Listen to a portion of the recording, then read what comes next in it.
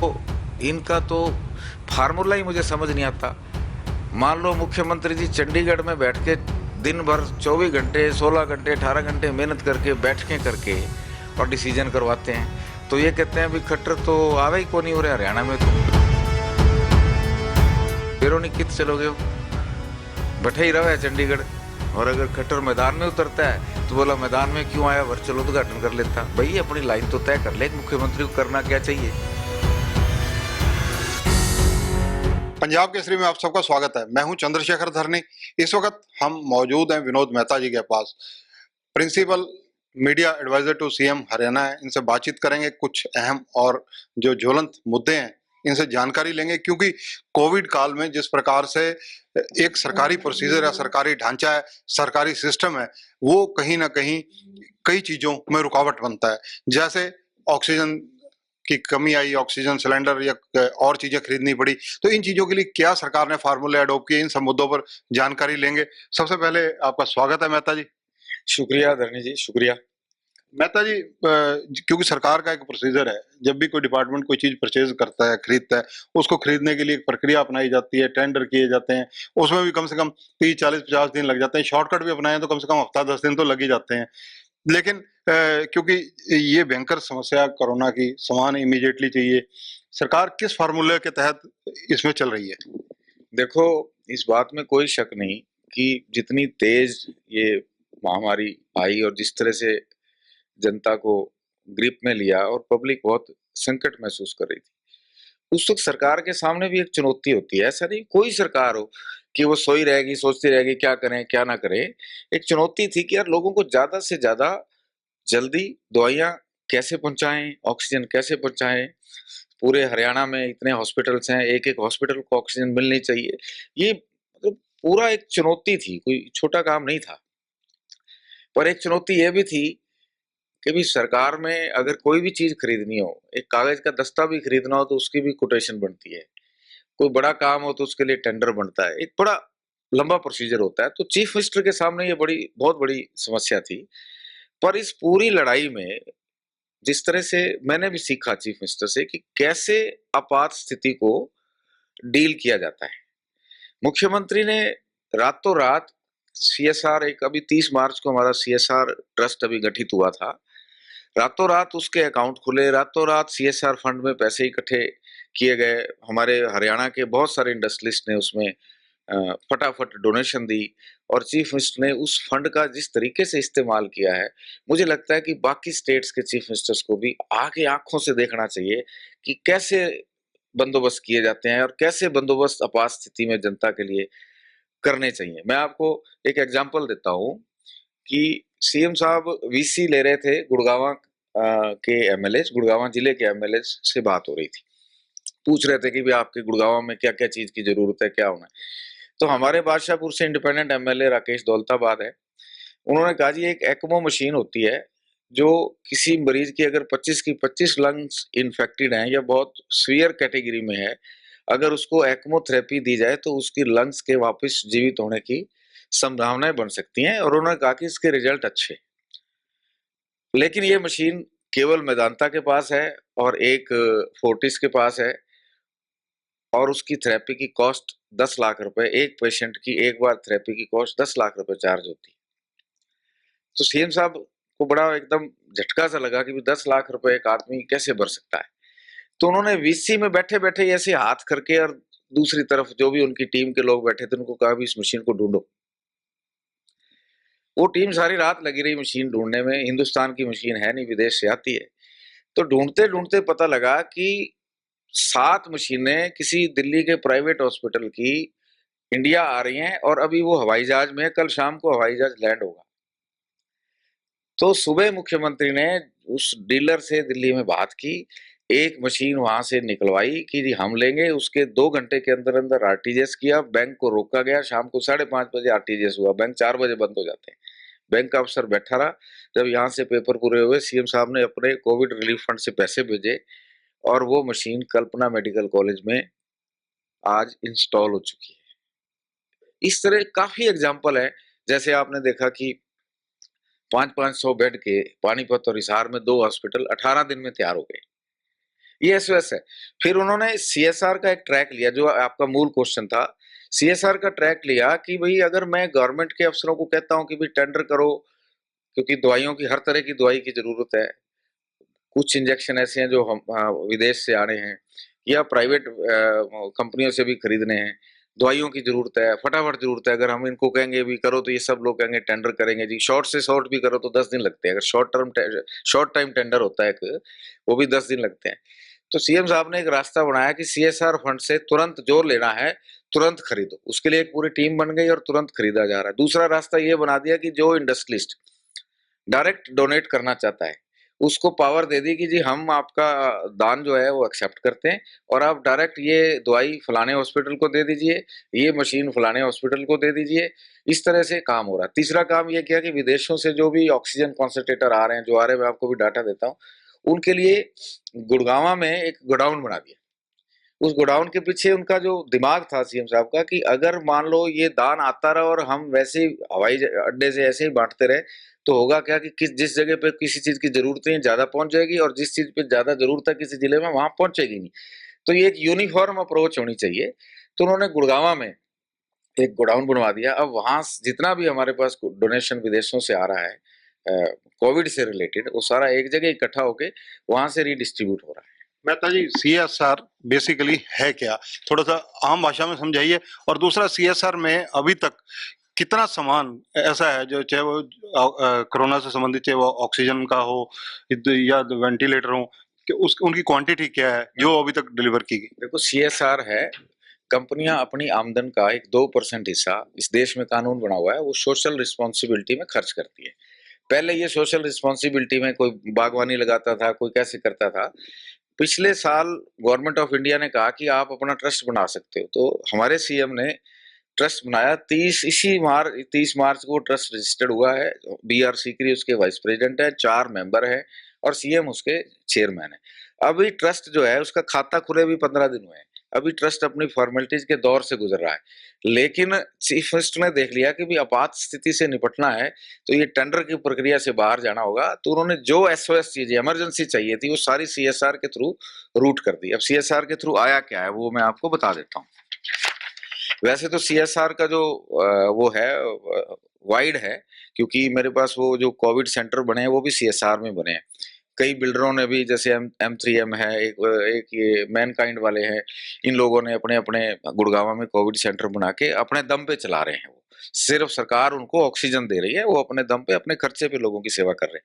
हमारे पास जो oxygen concentrator आए विदेशों से या देसी कंपनियों से, उन कंपनियों से वो आए हैं, कमिटमेंट हुई है 2866 की। हमने 1369 जो है वो रिसीव कर लिए हैं, जो जिलों में भेजे जा रहे हैं, और 1497 हमारे रास्ते में हैं। पल्स ऑक्सीमीटर 13,250 हमने रिसीव कर लिए हैं, ये भी डोनेशन से हैं। थर्मल स्कैनर 2000 हमने रिसीव कर लिए हैं, ये भी हमने फील्ड में गाँव में उतार दिए हैं। और एक एक्मो थेरेपी की मशीन हमारी उससे जा चुकी है, कल्पना मेडिकल कॉलेज में इंस्टॉल हो चुकी है। दूसरी की ऑफर आई हुई है और पॉजिटिवली हम उसको अग्रवा मेडिकल कॉलेज में लगाने जा रहे हैं। अग्रवा में लगाने का मकसद ये है कि रोहतक में हमारे पास 2 हो गई, एक करनाल में हो गई, अगर अग्रवा में लगती है तो डबवाली से लेके अग्रवा तक, हिसार डिस्ट्रिक्ट तक के पेशेंट जो हैं वो अग्रवा मेडिकल कॉलेज में डील हो जाएंगे। रोहतक, भिवानी और रेवाड़ी और ये आसपास के रोहतक में डील हो जाएंगे, और जीटी रोड सारा जो है वो करनाल में डील हो जाएगा। तो इस चीज का भी ध्यान रखा जा रहा है कि जो भी आपके पास साधन है, आपात स्थितियों में आपने, सीएम ने जो भी साधन क्रिएट किए हैं उनका मैक्सिमम इस्तेमाल हो। इसके अलावा और सामान, कोई वेंटिलेटर या कुछ और? वेंटिलेटर मैं बता रहा हूँ आपको। वेंटिलेटर हमें 126 कमिट हुए हैं, 50% से ज्यादा आ चुके हैं। ये 126 का ये फिगर जो है, ये केवल जो विदेशों से आने वाली सहायता है जो आ रही है, जो ये फिगर 3 दिन पहले का है, लेकिन आज के फिगर्स थोड़े से बड़े हुए हैं। लगातार सहायता हमें आ रही है, और वेंटिलेटर ऑस्ट्रेलिया से भी आ रहे हैं, कुछ कनाडा से भी लोगों ने भेजे हैं।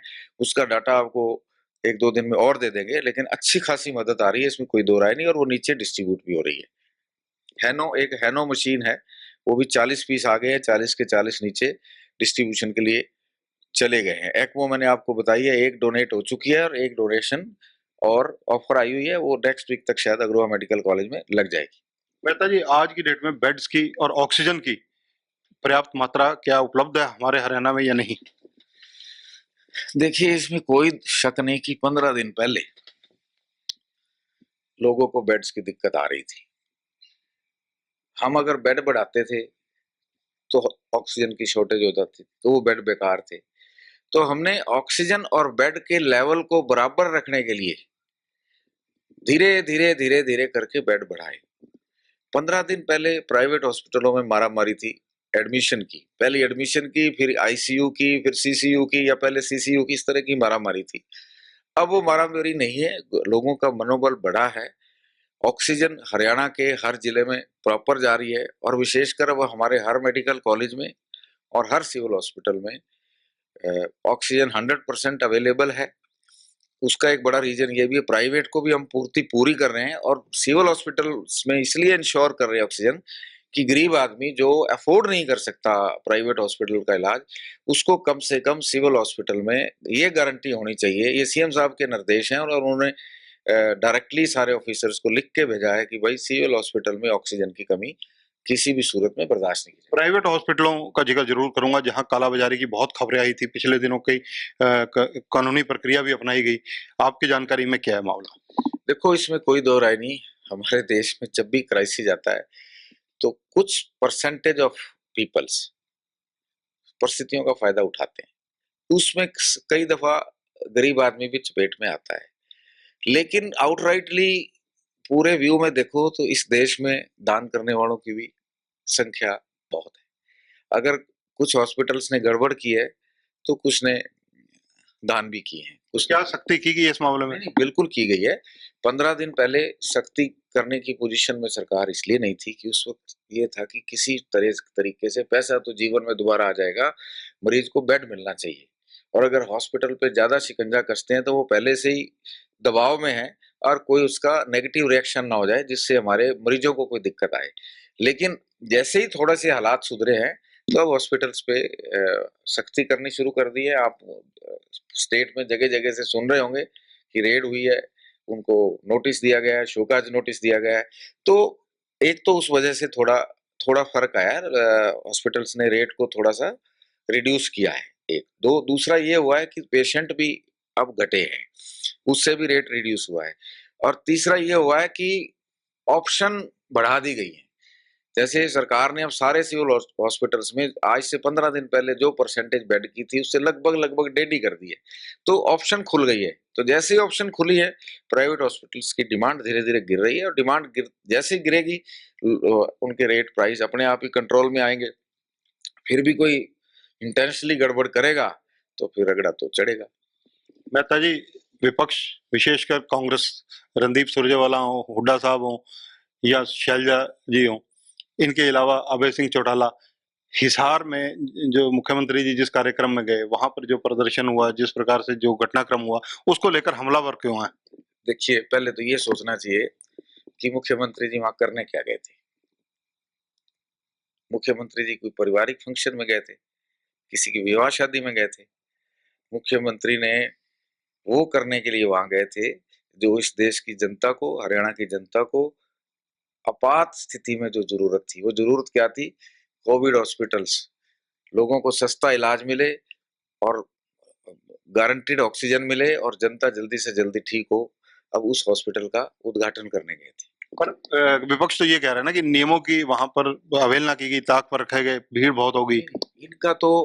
इनका तो फार्मूला ही मुझे समझ नहीं आता।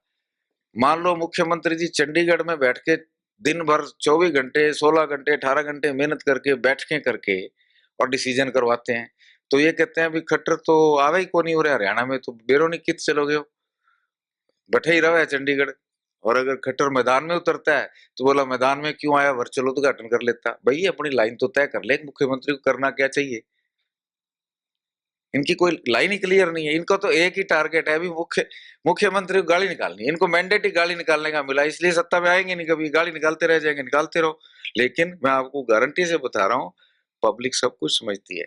हम गलती करेंगे, पब्लिक बोले ना बोले अंदर मन में रखती है भी ये गलती कर रहे हैं। और अपोजिशन अगर गलती कर रहा है तो ये भुलेखे में मत रहे कि 10 आदमियों ने आके आपका ढोल बजा दिया तो हमने बहुत बढ़िया कर दिया। ये गलती ये ना सोचें, इस भूल में ना रहे।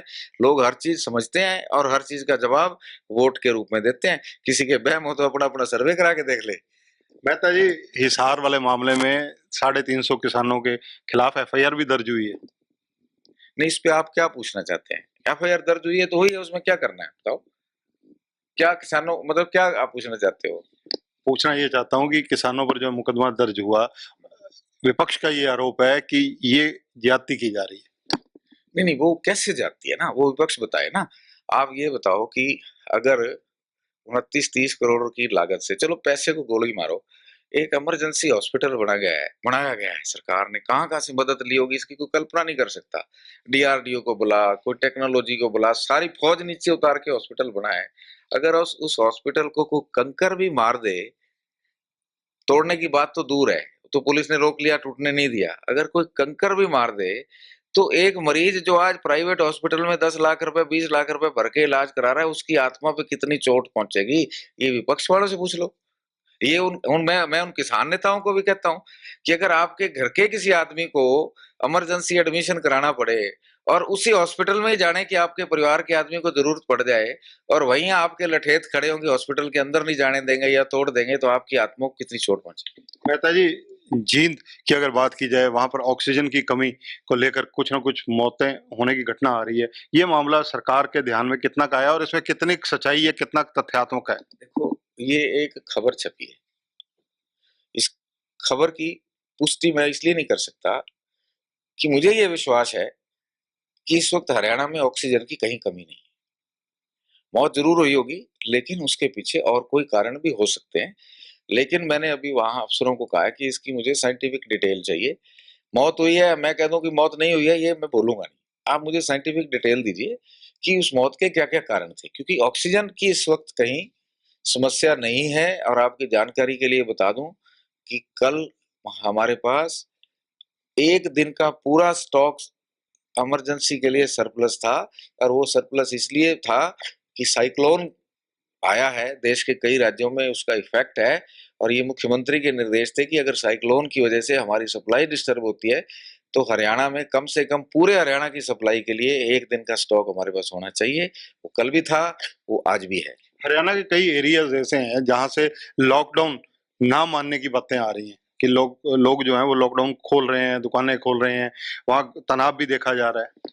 देखो, लॉकडाउन कुछ सरकार ने शौक से किया है, कोई इसमें आनंद आता है? लॉकडाउन का अल्टीमेट तो नुकसान ही होता है। इकोनॉमिक गतिविधियां रुकती हैं, सारा कुछ रुक जाता है। लोगों को एक तो बीमारी का संकट, ऊपर से कमाई का संकट, सारी प्रॉब्लम है। फिर भी लॉकडाउन किया है सरकार ने, तो इसलिए किया ना भाई, जान है तो जान है। आदमी की जान बचाना जरूरी है। जान बच जाएगी तो जहान तो दोबारा बन जाएगा। फिर भी कुछ लोग अगर ऐसा करते हैं, ये पॉलिटिकल पार्टीज के मोटिवेशन से करते हैं या बहकावे में आके करते हैं, तो अल्टीमेटली देर सवेर उनको ये रियलाइजेशन होएगा कि यार हमने गलती करी थी। हरियाणा के अंदर अगर देखा जाए तो नूह है, मेवात है, पलवल है, ऐसे जिलों में 10% के करीब वैक्सीन की वेस्टेज की खबरें आ रही हैं। देखो, ये 10% तो है अखबार वालों का कैलकुलेशन, इसके पीछे कोई साइंटिफिक और तुलनात्मक कंपैरेटिव किसी का है नहीं। जो मैंने आज से 5-6 दिन पहले एक अखबार की हेडलाइन पढ़ी थी कि जी 6% वेस्टेज हो गया। 6% वेस्टेज का कोई कैलकुलेशन नहीं था। पर मैं ये मानता हूं कि वेस्टेज आप किसको मानते हो? एक डॉक्टर जब एक मरीज को इंजेक्शन लगाने लगता है तो इंजेक्शन से पहले वो उसमें हवा चेक करता है कि इसमें सुई में हवा है कि नहीं है। अगर हवा नहीं होगी और इंजेक्शन अंदर इंजेक्ट हो गया तो शरीर वो जाम हो जाएगा। तो वो एक एक बूंद, हम भी घर में इंजेक्शन लगाते हैं, एक बूंद जरूर गिरती है। कोई तरह का इंजेक्शन लगा लो, जब डॉक्टर चेक करेगा तो उसको हवा चेक करेगा, एक बूंद गिरती है।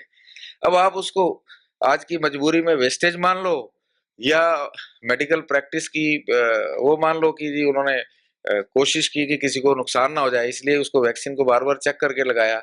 ये तो सोचने वाले पे निर्भर करता है कि वो इसको किस तरीके से लेता है। मेहता जी, वैक्सीन की क्या स्थिति है? क्या हरियाणा के पास आज की डेट में पर्याप्त वैक्सीन उपलब्ध है? देखो, 140 करोड़ का देश है, 8 से 10 करोड़ की वैक्सीन का उत्पादन है हमारे पास, ठीक है। कोई ये कहे कि ये शंकर जादूगर की झपकी है कि रातों रात 140 करोड़ लोग ट्रीट हो जाएंगे, ये तो पॉसिबल है नहीं है। वर्ल्ड में किसी कंट्री की भी इतनी कैपेसिटी नहीं है कि पूरे देश को उठा के एक दिन में वैक्सीनेट कर दे। ये एक कंटिन्यू प्रोसेस है। पर जहां तक मैं स्टेट की बात करता हूँ, हमारे स्टेट में बाकी स्टेट्स के मुकाबले में अच्छा काम हो रहा है। उसका सबसे बड़ा कारण तो ये है कि एक तो हमारे मुख्यमंत्री ने वैक्सीनेशन के लिए कंपनियों को 600 करोड़ रुपए एडवांस जमा करा दी। तो अभी मेरे पैसे पकड़ो, जैसे जैसे तुम्हारी बढ़ती जाए, मेरे काम में रुकावट नहीं आनी चाहिए। तो मेरे स्टेट की हालत, हमारी आबादी 2 करोड़ 80 लाख है, 50 लाख से ज्यादा लोगों को वैक्सीन लग चुकी है। 50 लाख से ज्यादा का मतलब क्या हो गया कि हमारी 20% पॉपुलेशन, 19% पॉपुलेशन वैक्सीनेट हो चुकी है। ये बहुत बड़ी हिम्मत वाला काम है जो हरियाणा में हुआ है। और हरियाणा में एक दिन भी ऐसा नहीं है जिस दिन वैक्सीनेशन ना हो रहा हो। सिर्फ जो शिकायतें या खबरें आती है वैक्सीन, वो लोगों में अब उत्साह आ गया। ये जो इतनी बड़ी मौतें हुई हैं, उसके बाद लोगों में ये आ गया भी वैक्सीनेशन जरूर कराना चाहिए। पहले वैक्सीनेशन के लिए लोग स्लो आ रहे थे, अब वो एकदम फास्ट आना शुरू हो गए। तो सप्लाई और लोगों की जो जल्दी है, उसके बीच में एक मैच करना पड़ेगा। पर ये पक्का है कि हरियाणा में रोजाना वैक्सीनेशन हो रही है। धन्यवाद विनोद मेहता जी। तो ये हैं विनोद मेहता, प्रधान मीडिया एडवाइजर, मुख्यमंत्री हरियाणा। बहुत स्पष्ट शब्दों में कह रहे हैं कि विपक्ष बेवजह से मुद्दों को उठाने की कोशिश कर रहा है। विपक्ष अगर मुद्दे हों तो उन्हें कैच करने की कोशिश करे, लेकिन ये बिना किसी बात के आधारहीन बातों को लेकर चल रहा है। जैसा कि विनोद मेहता का कहना है, इनका एग्जाम्पल है कि एक 500 बेडेड हॉस्पिटल जनता को समर्पित किया जा रहा था, इमरजेंसी हॉस्पिटल। वहां अगर कोई डिस्टरबेंस पैदा की जाती है मुख्यमंत्री के कार्यक्रम में, वहां पर अगर कोई पथराव करने की कोशिश की जाती है, तो उससे बड़ा अपराध कोई नहीं हो सकता, क्योंकि वो आज की डेट में आपात परिस्थितियों में आम आदमी के लिए हॉस्पिटल बहुत बड़ी जरूरत है। कैमरामैन सुनील के साथ चंद्रशेखर धरनी, पंजाब केसरी टीवी, चंडीगढ़। हमसे जुड़े रहने के लिए हमारे YouTube चैनल को सब्सक्राइब करें और नई वीडियो की नोटिफिकेशन के लिए बेल आइकॉन को दबाएं। अगर आप ये वीडियो Facebook पर देख रहे हैं तो लाइक जरूर करें और ज्यादा से ज्यादा शेयर करें। धन्यवाद।